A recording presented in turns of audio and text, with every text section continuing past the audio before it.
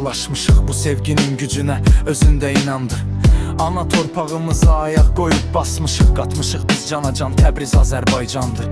Kuzeyi də hazırdır bizlə qucaqlaşmağa, güneyi də hazırdır sizlə qucaqlaşmağa. Qurban olun bu adlı böyük ana torpağa, millətimi oyandı Təbriz Azərbaycandır.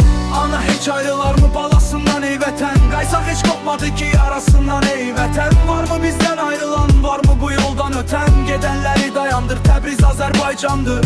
Ana heç ayrılar mı balasından ey vətən, qaysaq heç qopmadı ki yarasından ey vətən. Varmı bizdən ayrılan, varmı bu yoldan ötən, gedənləri dayandır Təbriz Azərbaycandır. 100 illərdir gözlədik, səbrimizə son qoyduq, düşməni parçaladıq, ürəyinə od qoyduq. Ayrı-ayrı qalmaqdan artıq bitdik, yorulduq. Zaman gəldi o andır, Təbriz Azərbaycandır.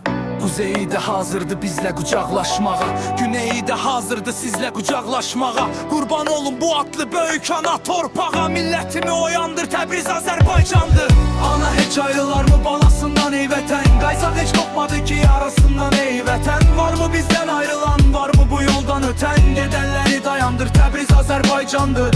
Ana heç ayrılar mı balasından ey vətən, qaysaq heç qopmadı ki yarasından ey vətən. Varmı bizdən ayrılan, varmı bu yoldan ötən, gedənləri dayandır Təbriz Azərbaycandır.